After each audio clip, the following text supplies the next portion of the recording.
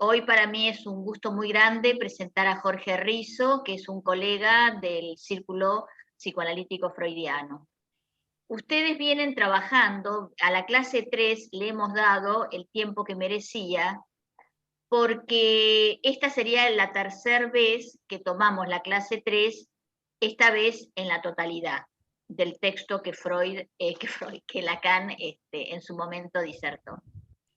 De la clase 3 hablamos de la frase "siempre digo lo mismo", que la verán en la versión de Rodríguez Ponte de la clase 3, y ahí tomamos dos textos a los cuales Lacan hizo mención en la clase 3. Las palabras sobre la causalidad psíquica, que es un texto del 46, y el informe de Roma, que es del 53. El viernes pasado, Silvana Tagliaferro habló sobre el texto de escritos del 1958, Observaciones sobre el informe de Dalien Lagache, marcando la diferencia entre yo ideal e ideal del yo. Con todo ese bagaje, ya nos metemos de lleno en la clase 3, donde Jorge Risso, entre otras cosas, nos hablará de Hamlet, la escena sobre la escena, el A, soporte del deseo en el fantasma. Como ustedes saben, yo para puntuar estas puntuaciones que yo pongo de la clase son puntuaciones de mi propia lectura, no es la que está en PAI 2, tampoco la que está en PAI 2 es la que Lacan hubiera dicho, porque Lacan no se hizo desgrabaciones de sus clases en vivo, estando en vivo, quiero decir. Y todos los seminarios, lo que tenemos nosotros son versiones de versiones, o clases grabadas, o la de la secretaria. Hay un montón de versiones, y todas estas es la que toma Ricardo Rodríguez Ponte cuando hace su puntuación sobre algunos de los seminarios, no llegó a ser todos, de Lacan. Yo siempre recomiendo la versión de Rodríguez Ponte porque es una versión muy ampliada, con muchas puntuaciones, con muchos comentarios a pie de página, que nos ayuda muchísimo en la lectura, que si Ricardo hubiera sido posible que lo publicase, serían 2 o 3 tomos, o sea que serían de difícil acceso. Bien, entonces, Jorge Risso hoy es nuestro invitado. Jorge es miembro del Círculo Freudiano, del Ciclo Psicoanalítico Freudiano, de institución de la cual hoy es vicepresidente.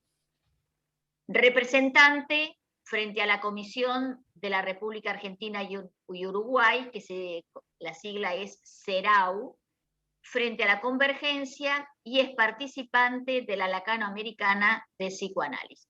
Gracias, Jorge, por aceptar la invitación. Te cedo la palabra, los comentarios, preguntas o lo que fuera, les pido por favor que lo hagan en el chat, que en un momento, cuando él termine la disertación, empezaremos a leerlos y Jorge irá contestando. Si no llegásemos, vamos a dejar en el chat el mail de Jorge para que lo hagan, después lo repetimos más adelante, le escriban lo que deseen. Jorge, si nos dictas tu mail. Jorge.risso@hotmail.com. Perfecto, listo, ya está agendado. ¿Ya está? Gracias, Jorge, te cedo la palabra. Bueno, ante todo, buenas tardes. Gracias al Centro 2 por la posibilidad que me brinda de dar a conocer mis lecturas sobre el Seminario de la Angustia. Y gracias a Estela, Mari y Julián por la invitación y la organización de la actividad. Un poco refiriéndome a lo que Estela Maris planteaba en relación a Ricardo Rodríguez Ponte, con quien he estudiado, ¿no? Me da mucho placer tenerlo hoy aquí presente de este modo, ¿no? A través de la traducción que él hizo de este seminario, tomando ciertos fragmentos, como contaba Estela, de lo escuchado, de lo que tomaba la secretaria nota, etcétera, etcétera. El Seminario de la Angustia, ¿no?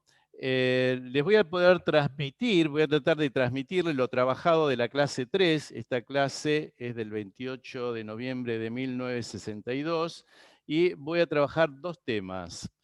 La escena sobre la escena y el soporte del deseo en el fantasma.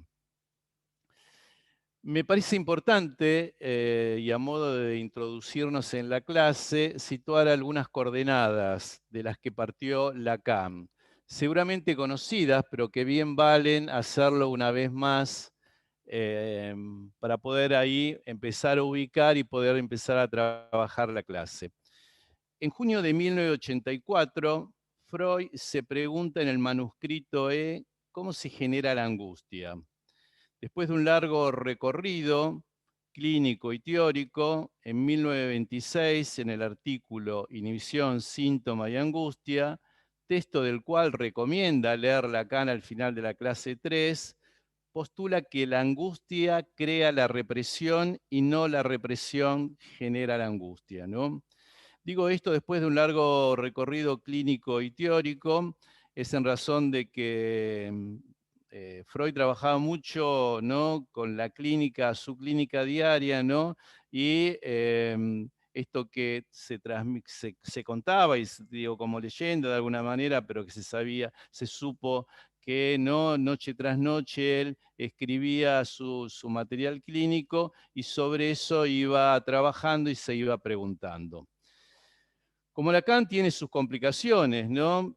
Siempre está bueno ir a Lacan, leer a Lacan, y de Lacan ir a otros que lo han leído, ¿no? Y en este caso voy a tomar a Mustafa Safwan, discípulo de Lacan, y sirviéndome de un trabajo que tiene él muy interesante sobre la angustia, ¿no? Él parte mencionando que Freud define la angustia como la señal de un peligro del que el yo es el lugar y el agente. En las estructuras clínicas de la neurosis, fobia, histeria y neurosis obsesiva, este peligro es la amenaza de castración. El enamoramiento hacia la madre le aparece como un peligro interno del que se libra mediante la renuncia de este objeto. Lo vemos en el fóbico, ¿no? El caso de Juanito con los caballos, creando una situación de peligro externo. En la histeria, la angustia a la pérdida de amor, y en la neurosis obsesiva, la amenaza de la angustia de castración. Esta señal de peligro tiene como desenlace, dice Safwan, la pérdida de un objeto, la madre. Freud sigue conservando la angustia de castración como lugar central en razón de que constituye a primera forma lo que él toma la angustia en la llamada etapa de fase fálica. El peligro aquí es la separación del órgano genital, que tiene un valor narcisístico.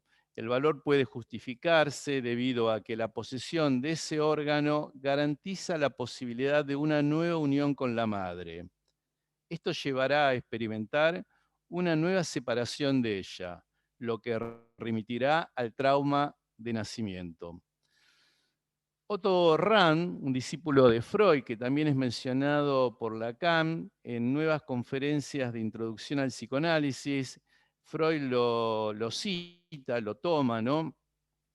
Otto Rand teorizó acerca de la significación del acto del nacimiento y de la separación de la madre, ¿no?, del niño con la madre, resultando en su teorización la vivencia de angustia del nacimiento, ¿no?, como arquetipo de toda situación de peligro. O sea, tenemos esto de Otto Rand, tomado por Lacan y previamente por Freud en las nuevas conferencias de introducción al psicoanálisis, donde resalta, ¿no?, como arquetipo de todo tipo de situación de peligro, la vivencia de angustia del nacimiento.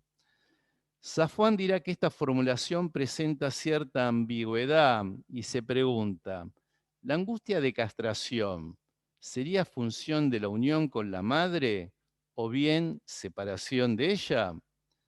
Pero en la medida que la unión con la madre constituye su deseo esencial, el sujeto no teme nada tanto como una amenaza que implica la liquidación de toda posibilidad de desear.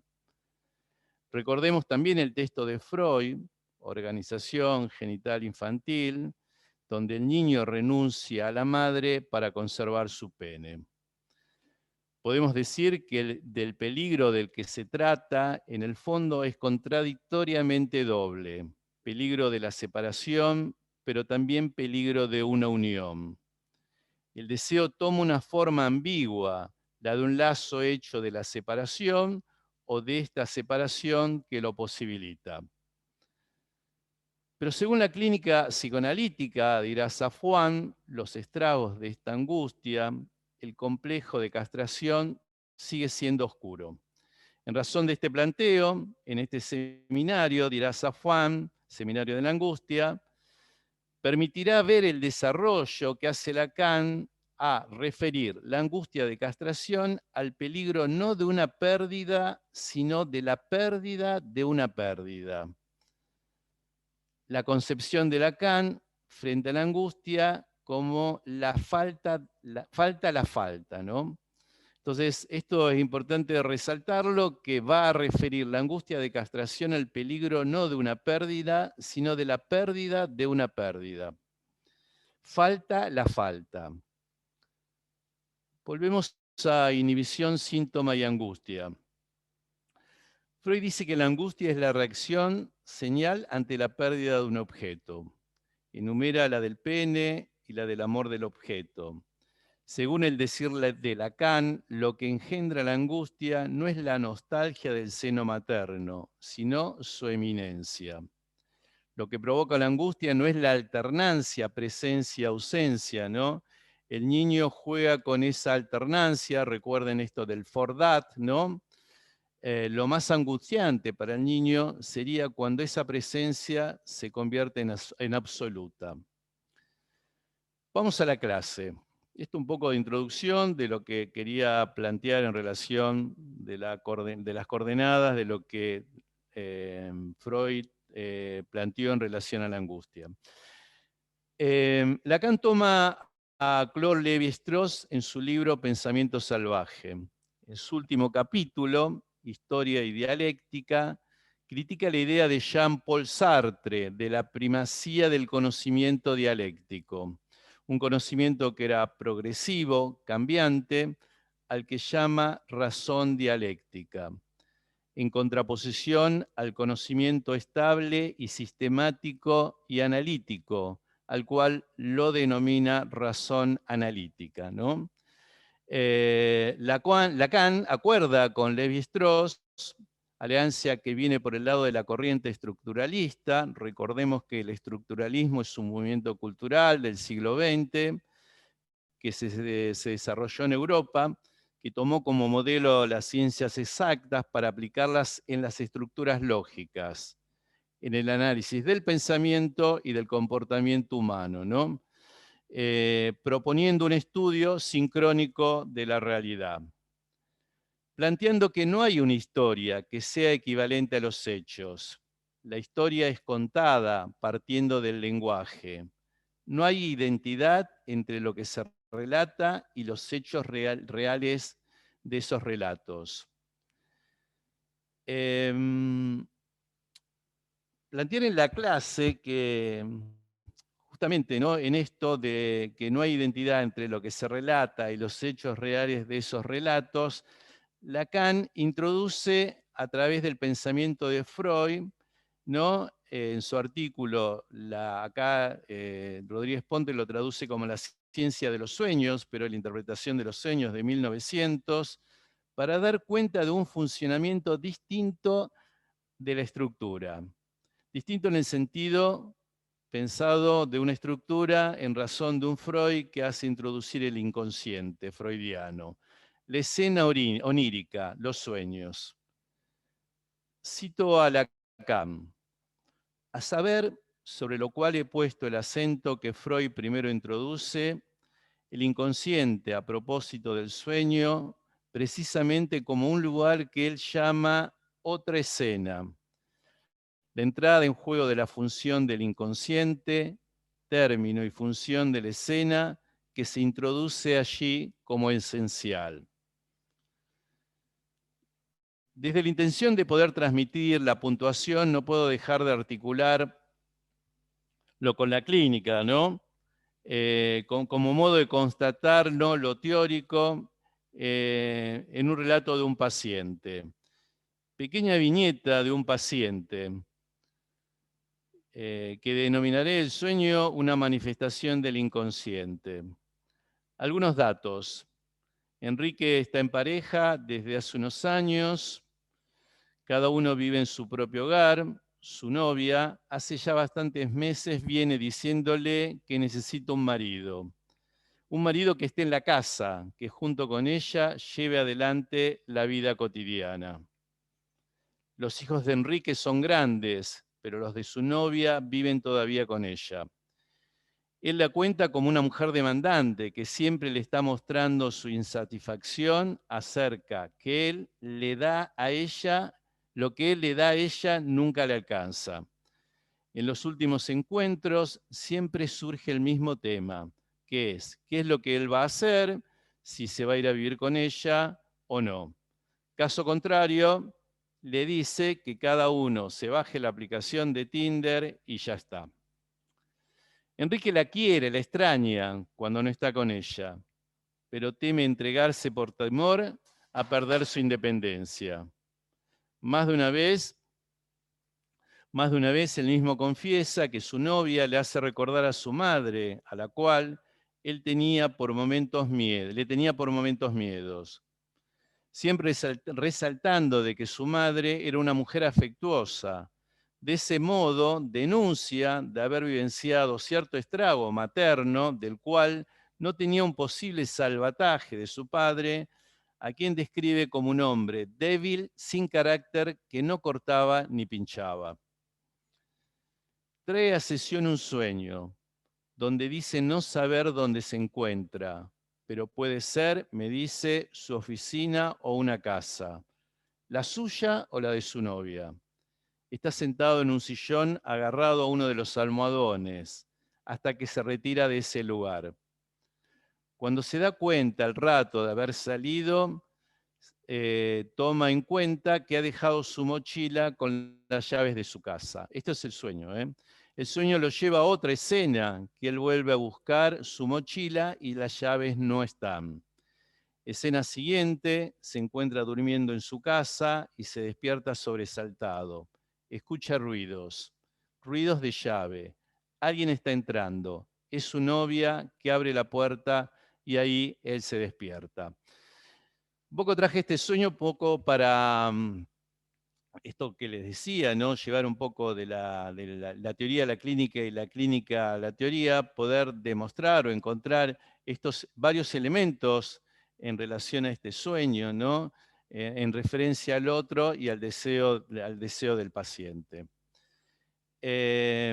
Volviendo a la clase, en la parte donde Lacan la propone en el sentido de dar una idea acerca de la cuestión de la dimensión de la escena, propone el objetivo de discernir la estructura, ¿no? Y discernir esta estructura implica para él darle 3 tiempos a la misma. El primer tiempo es que hay en el mundo, dice, hay en el mundo. ¿En qué consiste ese mundo? Lo esencial de ese mundo es que está perdido, con lo cual lo que verdaderamente tenemos es la escena primera, que es el segundo tiempo. Esa escena se construye con fragmentos y todavía no vale como historia. Vale como la historia en el sentido cuando se monta en el escenario. Lacan dirá, todas las cosas del mundo entran en escena de acuerdo con las leyes del significante. Leyes que no podemos de ningún modo considerar en principio homogéneas a las del mundo. Michel Sauval, que es un psicoanalista, hace una interesante analogía, ¿no? Asocia estos 3 tiempos del mundo y la escena a los tiempos del estadio del espejo. El primer mundo material es el equivalente al real biológico del recién nacido, donde no contamos con ninguna subjetividad. Esta subjetividad surge como efecto de esta imagen, ¿no? Recuerden la escena del estadio al espejo, del asentimiento, ¿no? La vuelta de esa mirada, donde se produce el efecto de imagen sobre el sujeto. Las identificaciones imaginarias y simbólicas de esta imagen conforman esa primera escena, a partir de la cual pueden montarse las siguientes, otras escenas. Entonces, primer tiempo, el mundo. Segundo tiempo, la escena a la que hacemos que suba a este mundo. La escena es la dimensión de la historia. La historia tiene carácter de puesta en escena. Y el tercer tiempo es la escena sobre la escena, que ejemplificará a Lacan con el teatro, ¿no? Y hará referencia a Hamlet. Lacan menciona el teatro y la función que él mismo tiene en la clase, ¿no? Dirá que ha permitido pensar a los analistas. ¿Qué es la escena en teatro, no? Esto también un poco en razón de cómo íbamos a trabajar la cuestión de la escena, quise ahí ahondar, ¿no? De dónde viene esto de la escena y qué es la escena para el teatro, ya que Lacan, ¿no? Menciona la cuestión del teatro, ¿no? La escena para el teatro vendría a ser un sinónimo de composición, ¿no? Aplicada al entorno auditivo y visual. Se entiende por puesta en escena la labor del director, ¿no? De la escena o director de teatro, que consiste en llevar a la escena un texto dramático convirtiéndolo en una representación teatral, ¿no? O sea que hay una labor de un director de escena o director de teatro que lleva a escena un texto dramático convirtiéndolo en una representación. Por extensión y por influencia del idioma francés, se utiliza la expresión métier en scène para referirse al director, ¿no? Para hacer referencia al hecho de que todo lo que aparece en escena está supeditado, según el caso, a la creación del director. Lacan nos introduce en el drama shakespeariano, ¿no? En esta clase. Una breve reseña para ubicarnos por si algunos no la recuerdan. La obra transcurre en Dinamarca y trata de los acontecimientos posteriores al asesinato del rey Hamlet, padre del príncipe Hamlet, a manos de su tío Claudio. El fantasma, Ghost, del rey se aparece y le pide al joven príncipe que vengue el asesinato que su propio hermano perpetró contra él. La obra discurre vívidamente alrededor de la locura, tanto real como fingida, y de la transformación del profundo dolor en una desmesurada ira por parte de Hamlet. Hamlet continúa dudando si el Ghost de su padre le ha dicho la verdad, por lo que una compañía de actores que había llegado al pueblo, itinerante, ¿no? Le propone, ¿no? Y se le plantea ir como una solución, hacer una obra que resulte la recreación de un asesinato, ¿no? Recuerden esto de la representación, ¿no? La recreación de un asesinato, según un texto que él les proporcionará. Lacan se dice en el texto, ¿no? En el seminario, ¿no? ¿Qué es lo que Hamlet? Hamlet de Shakespeare, Hamlet, el persona de la escena, ¿qué es lo que Hamlet hace llegar sobre la escena con los comediantes? Sin duda, la mousetrap, la ratonera, con la cual nos dice va a capturar, a atrapar la conciencia del rey. Pero dice, aparte ahí ¿no? Ocurren cosas extrañas, muy extrañas, dice, esa es la traducción, ¿no? O sea que aparte de querer capturar, ¿no? La conciencia del rey, mostrándole esta escena, esta representación, mejor dicho, del asesinato, dice que ocurren cosas extrañas, muy extrañas.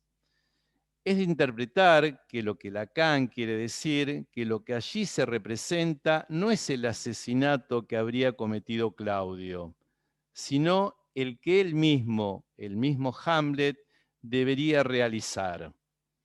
Recuerden que la sombra, el ghost, el fantasma del padre había pedido que vengara su propia muerte provocada por ser perpetrada por su hermano. Es interesante porque a partir de eso, ¿no? Digo, Lacan empieza a plantear esta cuestión de las identificaciones, que ya venía trabajando de sus seminarios anteriores, ¿no? Y nos plantea que hay dos identificaciones.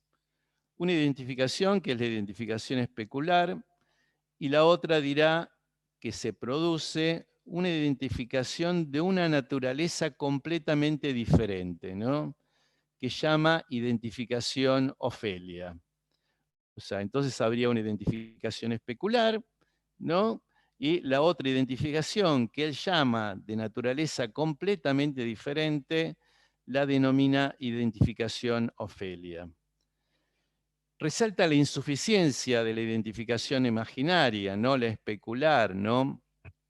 Que le ofrecería esa actuación de los comediantes, perdón, como vía para poder asumir la tarea encomendada por su padre, ¿no? Es como decir, bueno, identificándose con los actores que llevan a cabo, ¿no? La escena donde representan el asesinato y matan al rey, él de ese modo, ¿no? Identificándose con esos comediantes, se animaría, ¿no? A realizar, ¿no? Lo que el padre le había pedido, ¿no? Le había demandado, ¿no?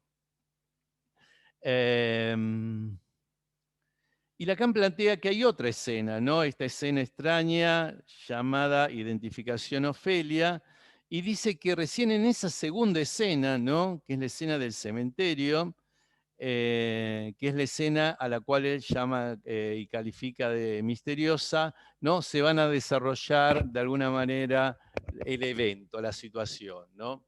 Más allá de que esta segunda identificación, ¿no? Plantea que requiere una cobertura imaginaria, se diferencia fundamentalmente de la otra, ¿no? Esto hace mucho hincapié de lo que era la identificación especular con la identificación Ofelia, ¿no? La escena sobre la escena, ¿no? La montada por los actores, escena que según la trama no le permite resolver nada, la identificación esto con los actores, y habrá que esperar esta segunda escena, la escena del cementerio, como recién lo comentaba, para que Hamlet se reencuentre con su deseo. Recordemos la escena del cementerio, ¿no? Recordemos que Hamlet había dado por muerte, había matado a Polonio, ¿no? Esto lleva a que Ofelia, ¿no? Se desestabilice de algún modo, ¿no? En la situación de la muerte de su padre, ¿no? Ofelia, que era el amor de Hamlet, se suicida y encontrándose en el cementerio, se entera de la muerte de su amada, ¿no? Por vía de los sepultureros. Es esta identificación donde el objeto ignorado, descuidado, no es el padre de Ofelia, sino la propia Ofelia, ¿no? Identificación al objeto que Freud designa como resorte del trabajo de duelo, ¿no? El objeto perdido. Volvamos a la clínica. Otro ejemplo de la escena sobre la escena se ve en la clínica con los niños y en lo referente a lo lúdico, ¿no? Podemos observar cómo un suceso traumático aparece en la sesión a través de la construcción, en el espacio lúdico de una escena, como modo de representar al mundo. Es interesante observar que en el juego, no solamente con niños, sino con adultos, ese montaje se puede observar, ¿no? Esto digo con adultos porque he tenido la experiencia hace un tiempo, ¿no? De trabajar con adultos en una empresa, ¿no? Por cuestiones de clima laboral y donde a través de juegos se permitía, digo, se observaban cuestiones de la subjetividad de los componentes del grupo, ¿no? Donde ahí pontaban una escena, ¿no? que era una escena sobre la escena, que era la propia escena según la subjetividad de cada uno de ellos, ¿no?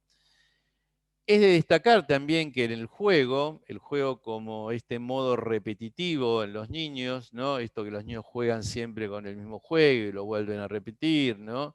O en relación, ¿no?, a esta cuestión de contame nuevamente el mismo cuento. Es una forma y permite de alguna manera la elaboración de lo traumático, ¿no? Y ahí ya nos introducimos en relación a esto del objeto que lo veníamos planteando al inicio, ¿no? Esto de la identificación con este objeto, que era la identificación Ofelia, ¿no? Al texto de Duelo y Melancolía quiero introducir, que es de 1915, ¿no? Donde va a trabajar y va a diferenciar, ¿no?, el duelo con la melancolía, ¿no? La melancolía, ¿no?, como un duelo patológico, y el duelo con su trabajo, su tiempo, ¿no?, como un duelo de tramitación, por decirlo normal, con una salida, ¿no?, y sustitución del objeto, ¿no? Pero en la melancolía, ¿no?, va a plantear esto como duelo patológico, aquella famosa frase, la sombra del objeto, ¿no?, cae sobre el yo, ¿no? Hay una identificación con el objeto perdido, ¿no? Es interesante también en Duelo y Melancolía, donde marca una diferencia entre el duelo y la melancolía por los sentimientos del sujeto de autopunición, ¿no? Esto del autorreproche, ¿no?, que en el duelo normal no se observa. El objeto A, ¿no? Y acá introducimos, vamos entrando en relación a esta cuestión de el segundo tema que quería que, bueno, que trabajáramos, que es el objeto A, que no es un tema nada fácil, es bastante complicado, tiene sus vueltas, ¿no? Y que requiere al modo, ¿no?, de aquellos que, bueno, que a lo mejor están en los comienzos, como cuando uno aprende un idioma, ¿no?, de ir haciendo la oreja, de ir escuchándolo, ¿no? El objeto A es introducido a partir del postulado freudiano, ¿no? Tiene parte del postulado freudiano del objeto perdido, ¿no? Pero también Lacan lo toma en relación al objeto transicional de Winnicott. ¿Se acuerdan del objeto transicional entre la madre y el mundo exterior? ¿No? Lacan hace mención acerca del objeto transicional, ¿no? Objeto que no posee consistencia porque es de naturaleza lógica, ¿no? Cumple una función importante en el campo de la clínica. Como íbamos a hablar del fantasma, quería un poco, ¿no?, conceptualizar estos dos conceptos, uno el objeto A y el otro el fantasma, para poder ahí, digamos, trabajar o ver la fórmula, ¿no? Entonces, es un objeto que no puede ser consistencia, es de naturaleza lógica y cumple una función importante en el campo de la clínica. Luego, durante todo el seminario, vuelve a desarrollar el objeto A. Esto es como es un poco lo introductorio, lo inicial, ¿no? No quiero andar mucho más allá, en razón de ir trabajando el seminario como corresponde, ¿no?, de a poco, ¿no? El objeto A no puede ser imaginarizado o representado por el significante, ¿no? Se trata de aquello que el sujeto pierde de su cuerpo en el momento del atravesamiento significante, ¿no?, en aquel primer momento de constitución, ¿no? Es lo que se separa del cuerpo como resto de la operación significante, ¿no? Es lo que queda del lado del resto, ¿no?, de lo no simbolizado, ¿no? Pues no se trata de un objeto existente, sino de una ausencia, ¿no?, de un vacío cuya eficacia reside en el hecho de actuar como causa de deseo, ¿no? Insisto en esto, ¿no? No se trata de un objeto existente, sino de una ausencia, de un vacío cuya eficacia, una eficacia importantísima, ¿no?, porque es la que nos permite desear, ¿no?, reside en el hecho de actuar como causa del deseo. Después tendremos que vernos, ¿no?, qué nos pasa cuando el deseo se nos presenta, ¿no? Para que el sujeto advenga a la existencia es necesario su inscripción en el campo del otro, ¿no? El otro que lo preexiste, ¿no? Esta inscripción en el campo del otro supone que el otro lo desee, que le haga un lugar, ¿no?, que le haga que haga falta, ¿no?, su llegada, ¿no? De ser así recibido, el sujeto se inscribe en ese campo del otro como sujeto barrado por el significante y el otro es introyectado con su falta, ¿no? Situada, si tenemos la suerte, obviamente, por la eficacia del nombre del Padre, ¿no? Lo cual va a dar, ¿no?, el modo en que el sujeto, ¿no?, digo, va a hacer frente a la castración, ya sea al modo de lo neurótico o al modo de entrar en un plano de lo psicótico, ¿no? Entonces, volviendo a esta eficacia del nombre del Padre, es lo que va a constituir, ¿no?, la instalación, la instauración, por mejor dicho, del inconsciente del lado del sujeto, ¿no? Esto en referencia, y además quería decirles algo más del objeto A, ¿no? Que para Lacan el objeto de deseo no es un objeto específico, no hay objeto propio de la especie humana, ¿no? La pérdida del instinto, ¿no?, con miras a la preservación de la especie, se ha sustituido, ¿no?, por la hegemonía del significante, a partir de la cual la subjetividad humana se genera, ¿no?, en tanto de la cuestión de lo simbólico.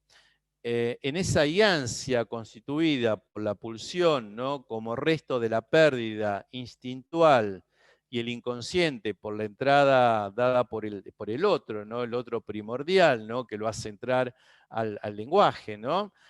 El producto de esa operación significante, ¿no?, con lo pulsional, da como resultado, ¿no?, o sitúa el objeto A en el sujeto. Ahora vamos un poquito al fantasma, para que podamos conceptualizarlo. Y un poco lo que se me ocurrió, que en relación a hablar del fantasma, creía conveniente, ¿no?, y que es importante, ¿no?, en el sentido de ir a Freud, ¿no? Y en aquel texto que seguramente ustedes conocen, que es Pegan a un niño, ¿no?, un artículo de 1919, ¿no? Leyéndolo el artículo, ¿no?, digo, Freud trae ahí el tema de las fantasías, ¿no?, y cómo las fantasías ocupan un papel importante en la masturbación del niño y del adulto, ¿no? Él desarrolla estas dos cuestiones y allí se despliega esta frase, ¿no?, esta frase, ¿no?, que es Pegan a un niño, ¿no? Y la describe como una escena imaginada como soporte de la satisfacción masturbatoria, ¿no? Trabaja cuestiones, obviamente, en esto Pegan a un niño, ¿no?, sobre el sadismo y el masoquismo, ¿no?, y el complejo de Edipo, ¿no? En estas fantasías que Freud trabaja en Pegan a un niño, referidas fundamentalmente a estas fantasías, ¿no?, por un lado, ¿no?, a recibir una satisfacción sexual amorosa por parte del padre, por parte del padre en este caso, y es interesante, ¿no?, digo, en esto de recibir una satisfacción sexual y amorosa por parte del padre, a su vez también la cuestión del castigo, ¿no?, por el hecho de realizar actividades que estarían prohibidas como las actividades masturbatorias, ¿no? A través de una serie de sustituciones de los personajes que hace juego Freud en este texto, del soñante y del padre, plantea esta cuestión en relación a que hay dos pasos previos, ¿no? Uno susceptible de ser recordado, ¿no?, que es el padre pega a un niño, el padre pega a un niño. El otro, el inconsciente y reprimido, tiene un carácter masoquista que es yo soy pegado por el padre, ¿no? Entonces, está vinculado a dos pasos previos, esto de pegan a un niño, el padre pega a un niño y el otro, el inconsciente y reprimido, tiene un carácter más masoquista que es yo soy pegado por el padre. Ese ser pegado contiene a la vez la culpa y el erotismo, y esto que les decía antes, por el castigo de la relación genital prohibida. Otro aporte, ¿no?, en relación al fantasma, lo podemos ubicar en las histéricas de Freud, ¿no?, y en la escena de seducción.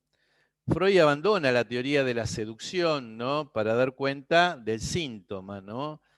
Aquella famosa frase, ¿no?, tantas veces escuchada y dicha por Freud: ya no creo en mis histéricas, ¿no? Desplaza ese valor, ¿no?, causal a la estructura de un fantasma. Una realidad psíquica reformulada por Freud a partir de una causalidad que responde a lo real del sujeto, ¿no? Una realidad psíquica, ¿no?, reformulada por Freud a partir de una causalidad que responde a lo real del sujeto. Vamos a Lacan en relación al término del fantasma, ¿no?, que proviene del latín fantasmata, ¿no?, de la filosofía escolástica, ¿no?, de Santo Tomás, para designar a las imágenes mentales por cuyo intermedio el alma podía darse a conocer, según la fórmula cognoscere per fastammata. Disculpen mi traducción no es la correcta. Si el sueño se produce como una formación del inconsciente, como una realización del deseo, el fantasma se constituye como una defensa ante el real que divide al sujeto. Es lo que la fórmula del fantasma, que se constituye como efecto del significante, el rombo indica: conjunción y disyunción del sujeto dividido, ¿no? La conjunción estaría dada por la unión, ¿no?, y la disyunción por la separación. El sujeto de la defensa, ¿no?, con el objeto A causa de su deseo, ¿no? Sería ahí, frente a la inminencia, ¿no?, del objeto causa de deseo, ¿no?, el sujeto responde con su fantasma. Objeto que se separa para tomarse como causa de deseo en un posible encuentro, ¿no?, que nunca logra encontrarse, ¿no? Hay una búsqueda, ¿no?, incesante, ¿no?, de eso, como Freud también lo denominaba, de la búsqueda del objeto perdido que nunca se encuentra, ¿no? Esa defensa es ante lo real, ¿no?, pero también como su única puerta de acceso para el sujeto del deseo, ¿no? Por un lado tenemos la cuestión de lo real y por otro lado, ¿no?, es la posibilidad como única puerta de acceso para el sujeto, ¿no?, para el sujeto en relación de su deseo, ¿no? El fantasma cumple además una función preeminente, la de fijar un objeto para la pulsión, ¿no? Recuerden lo que hablamos, que habíamos dicho que Lacan plantea, y Freud también, ¿no?, que no hay un objeto predeterminado de la pulsión para el sujeto, ¿no? De este modo diferencia al instinto, ¿no?, que sabe en qué objeto debe satisfacerse, ¿no? El instinto sabe en qué objeto debe satisfacerse, ¿no? En cambio, ¿no?, esto del fantasma anda siempre en la búsqueda, el sujeto, digo, me rectifico, el sujeto anda en la búsqueda de cuál es el objeto, ¿no?, que lo va a satisfacer, ¿no? Esto un poco de la cuestión teórica, ¿no?, que quería puntear en relación, ¿no?, a la escena sobre la escena, lo que trae Lacan en relación a Hamlet, y en relación a la cuestión del fantasma, el objeto A, ¿no?, en esto de lo que les planteaba, ¿no?, de la constitución, ¿no?, del objeto a partir, ¿no?, del objeto perdido que plantea Freud, ¿no? A modo un poco para traer también algo de la clínica, ¿no?, y en relación a esto del objeto A, eh, y en relación a la cuestión del deseo, eh, hace un rato, ¿no?, un poco para traer alguna viñeta y para hacerlo un poco más dinámico, que no sea solamente una cuestión teórica, recordaba, ¿no?, un paciente que hace bastante tiempo que está en análisis, ¿no?, que vive siempre situaciones de angustia, ¿no?, pero son situaciones de angustia que, como él mismo dice, se las genera, ¿no? Este hombre es un profesional bastante exitoso, trabaja en forma independiente y siempre apuesta, ¿no? Digo, a querer ubicarse en un lugar de mayor posición, ¿no? En lo que tiene que ver con una pirámide, ¿no? Profesional, lo cual implica para llegar a esos lugares toda una cuestión acerca de trabajo interno y trabajo externo, en el sentido de poder generar ahí lazos, ¿no? Digo, vérselas, ¿no? Con cuestiones que él no sabe del todo. Y cada vez que en verdad está por llegar, ¿no? Y se encuentra, ¿no? Con que lo convocan o lo denominan, ¿no? Cae en una situación angustiosa que lo desestabiliza totalmente, ¿no? De igual modo, digo, como Lacan plantea y hace referencia a Hamlet en el sentido de que se lo ve, ¿no? Como muy movilizado, ¿no? Muy excitado, podríamos decir, ¿no? Bueno, recordaba este paciente que la cuestión de él no es tanto por la cuestión de la castración, de la angustia de castración, de que alguien no le permita lograr o alcanzar ese objetivo que él tiene, sino todo lo contrario, ¿no? Cuando llega ese objetivo, ¿no? Que es su deseo, ¿no? Se desarma, ¿no? Y no puede sostenerse, ¿no? Ahí hay una caída, ¿no? Del fantasma que no le permite hacer frente, ¿no? A ese deseo, a encontrarse con el objeto de su deseo, ¿no?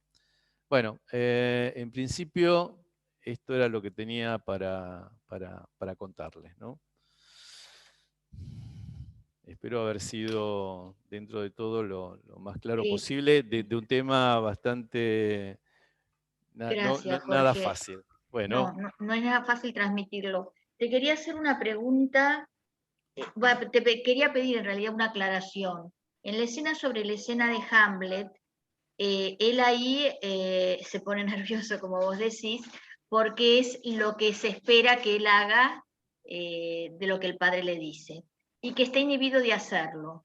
Y solo podrá hacerlo en la escena del cementerio, como vos marcabas recién. Pero a través de... Un segundo, por favor.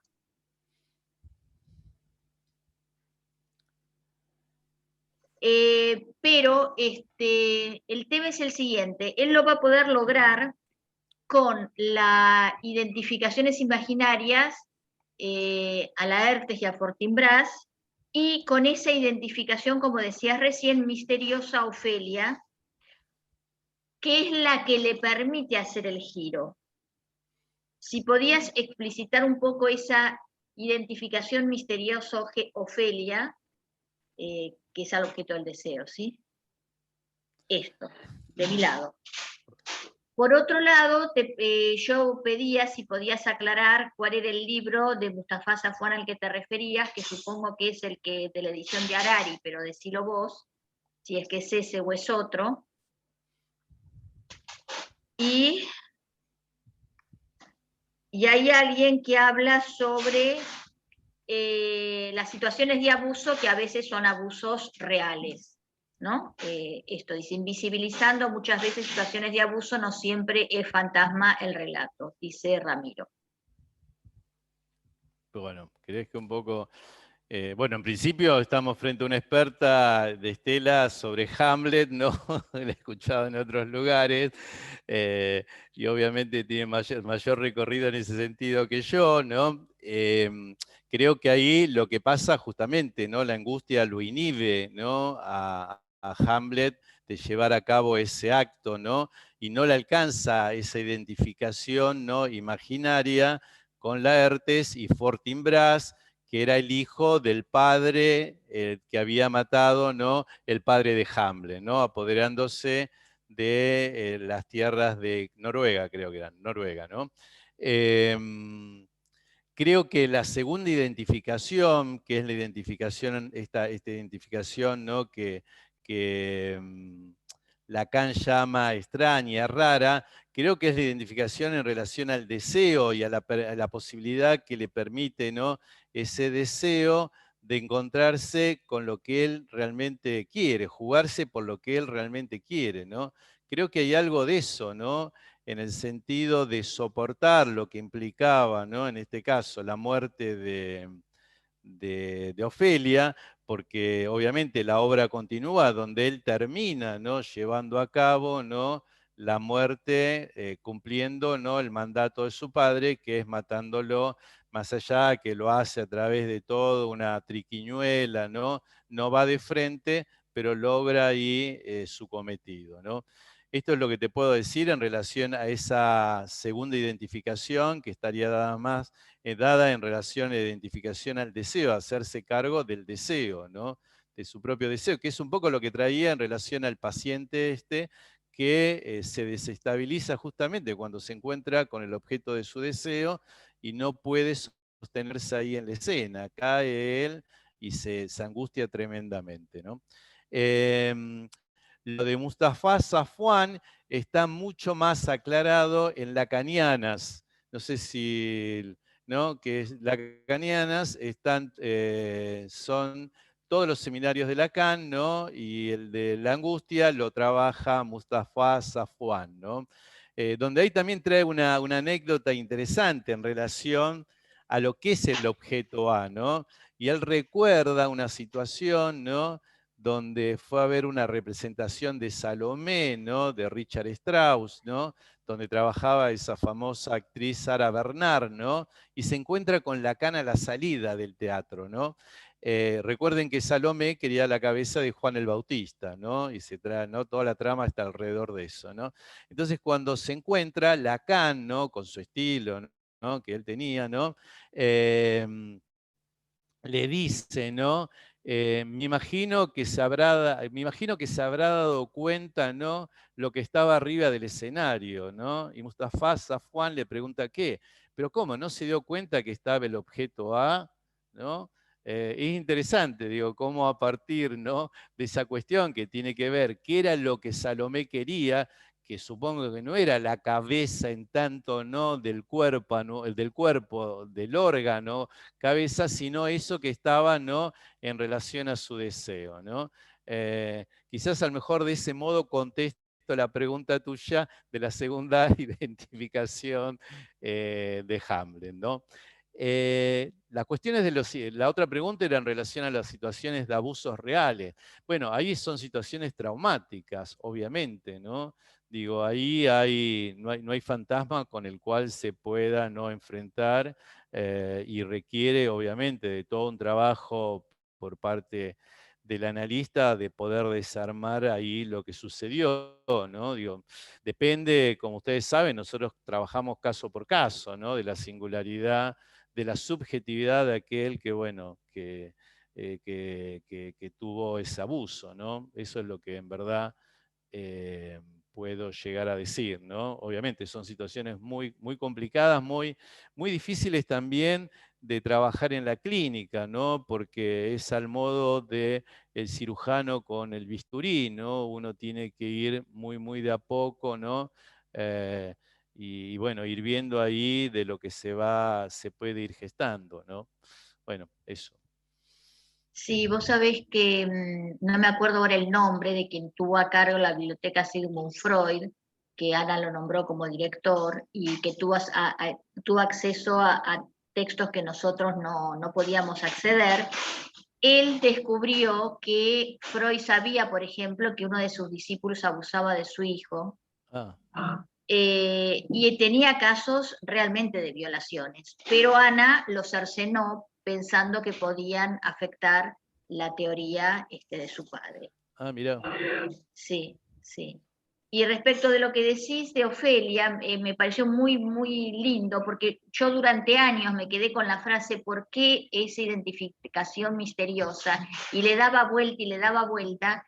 Claro, es la identificación al deseo. A Ofelia le falta el padre, le falta Hamlet. Un segundo. A Ofelia le falta Hamlet, sí, y le falta el padre, le falta el lugar en el otro, pierde el Le lugar en el falta el lugar en el otro, otro. totalmente. Y Esa es ahí, la falta de la falta, ¿no? exacto. Y ahí es donde Hamlet recupera yo soy Hamlet el danés, cuando Claro, se tira en el totalmente. cementerio, ¿no? Por eso yo traía esto de la constitución del sujeto en razón de que hay un otro que lo desea, hay un otro que le da lugar, porque en tanto tiene una falta de eso, ¿no? Que lo va a ocupar, pero bueno, no del todo, ¿no? Digo, ¿no?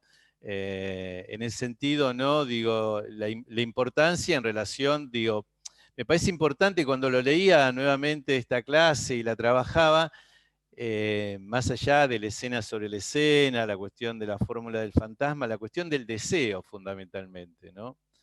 Esto es ahí, ¿no? Y de lo que se ve en Hamlet, ¿no? Digo, la cuestión del deseo, ¿no? Y de lo que implica, ¿no? Poder ser deseado, por haber sido deseado y haber tenido un lugar, ¿no? Y esto de poder desear, ¿no? Y el haber sido deseado y las dificultades en eso, en el primer tiempo constitutivo, nos lleva al autismo, ¿no? A los Así es, fracasos en la así es, consecución subjetiva. así es, así es. Bien, veamos que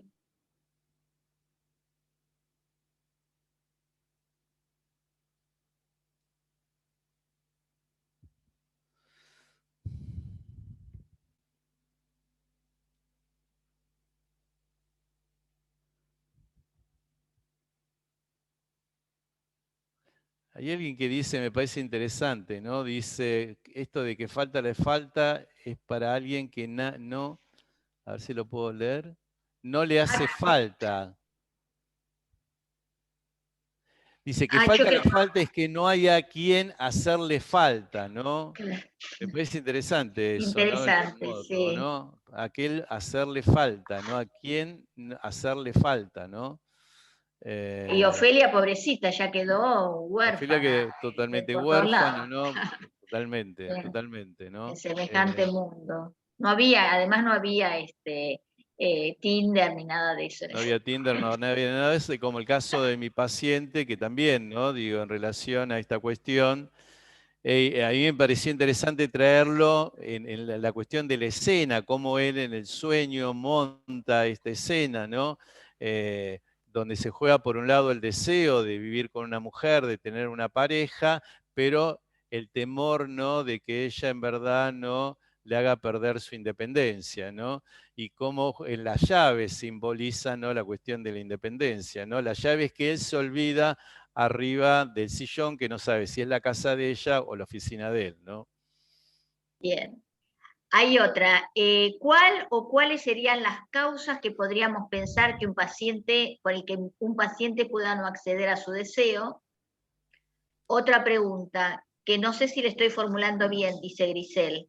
Cuando hablaste de las pulsiones, creo que entendí que estarían en el orden de lo que sería el mundo. ¿Son lo que se sube a la escena? A ver, paro ahí. Está bueno el planteo, ¿no? Porque las pulsiones, en verdad, ¿no? Podríamos ponerlas del lado del instinto, pero cuando se suben a la escena, ya estamos hablando de lo simbólico, ¿no? Lo cual nos permite de algún modo tramitarlas, ¿no? Y en relación, la otra pregunta era, la anterior, Estela, era... Ya te digo la anterior. Espera, ¿cuál o cuáles serían las causas que podríamos pensar que un paciente no pueda acceder a su deseo? Que en un paciente no pueda acceder a su deseo. Bueno, yo planteaba ahí en relación a lo que Freud habla, por ejemplo, ¿no? Que también, ¿no? Digo, porque también es el deseo de no desear, ¿no? Dice Lacan en relación, por ejemplo, a la depresión que él la llama la tristeza, ¿no? En radiofonía hace todo un trabajo muy interesante en relación a lo que hoy se denomina depresión, que es él la denomina tristeza, ¿no? Y dice que justamente la tristeza es la cobardía moral, ¿no? Porque supuestamente el depresivo cree que no desea y en verdad desea no desear, ¿no? Es muy difícil, digo, más en el melancólico, ¿no? En el melancólico cuando se queda, ¿no? Identificado con el objeto perdido, ¿no? El objeto bueno, que ya no posee, sea la patria, sea un ser querido, etcétera, etcétera, ¿no? Es difícil el tema de cómo hacer desear a un paciente cuando la cuestión ahí del deseo no está, ¿no? Pero yo supongo que, bueno, que depende obviamente del caso por caso y a veces los analistas prestamos parte del deseo nuestro para que el paciente desee, ¿no? Esto que a veces no se dice, ¿no? Es cierto que es eso, Pero que es así, sí, ¿no? sí, Es así, ¿no? Nosotros sí, prestamos parte del absolutamente. deseo, por eso el trabajo nuestro es tan cansador y a veces llegada la noche, ¿no?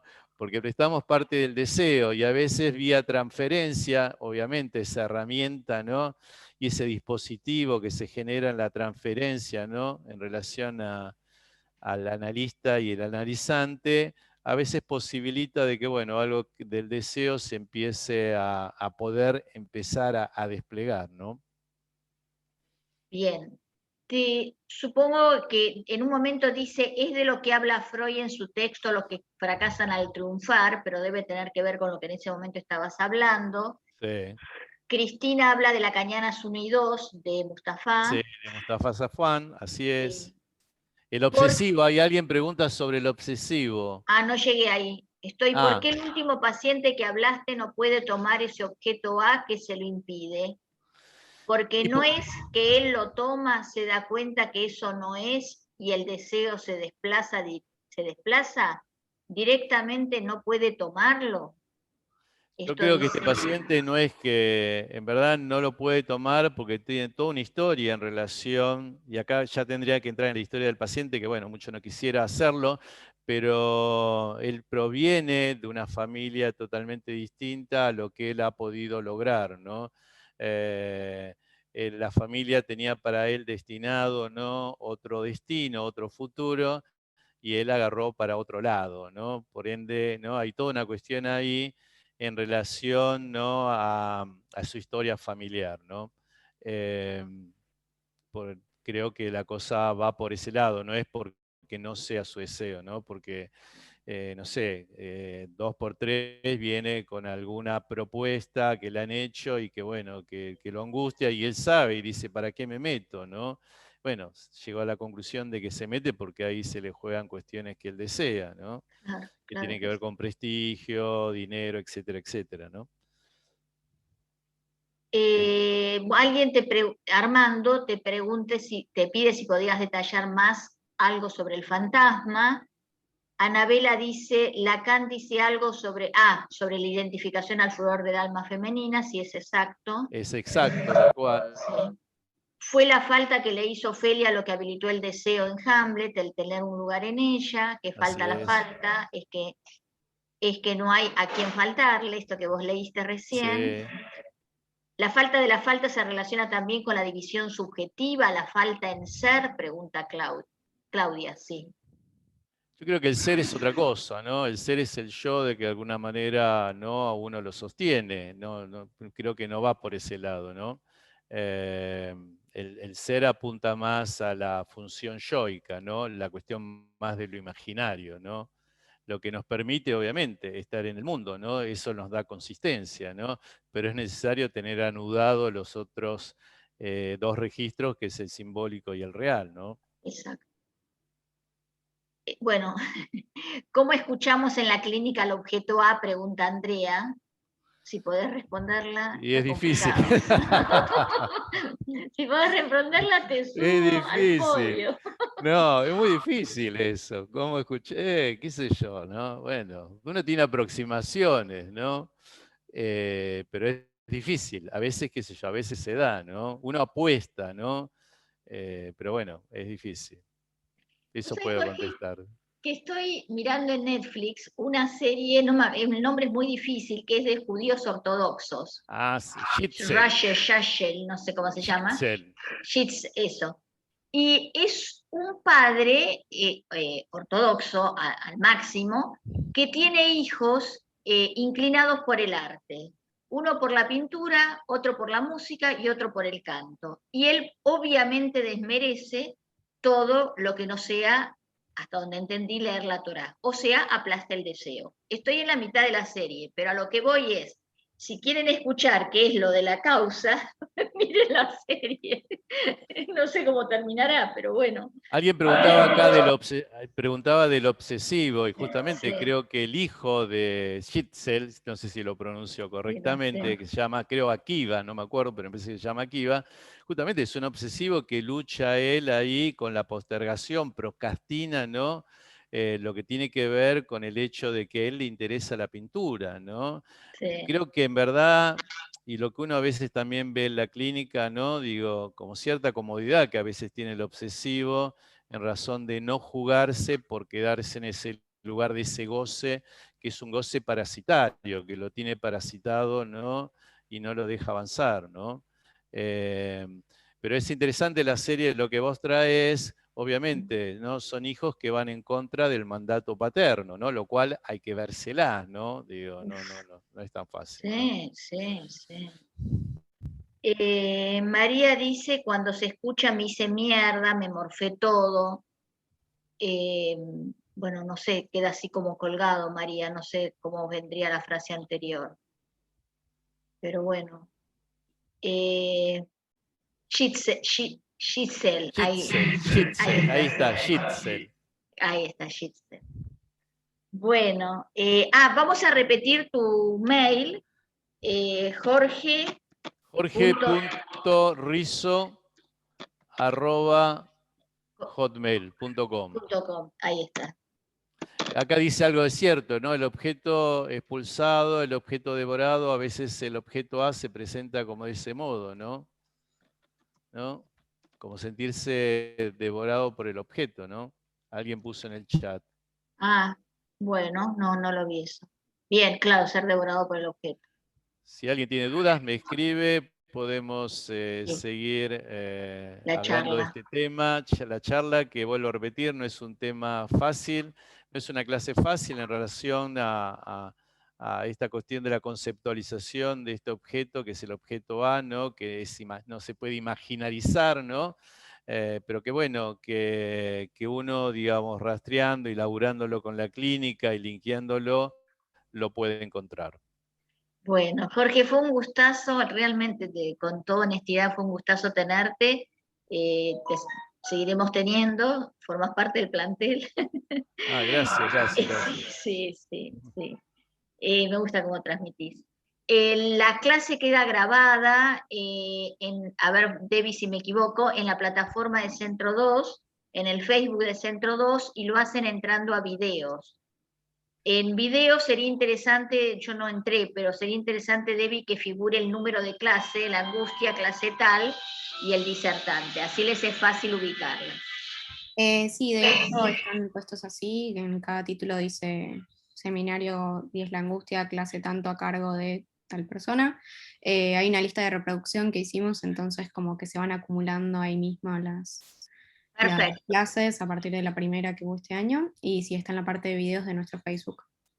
perfecto. Yo Y agradezco ahí los comentarios, sí, muchas gracias. gracias Jorge, muchas Gracias a gracias vos, por estar. Estela, y bueno, Por favor, un espero gusto. volverlos a encontrar Sí, nuevamente. cómo no.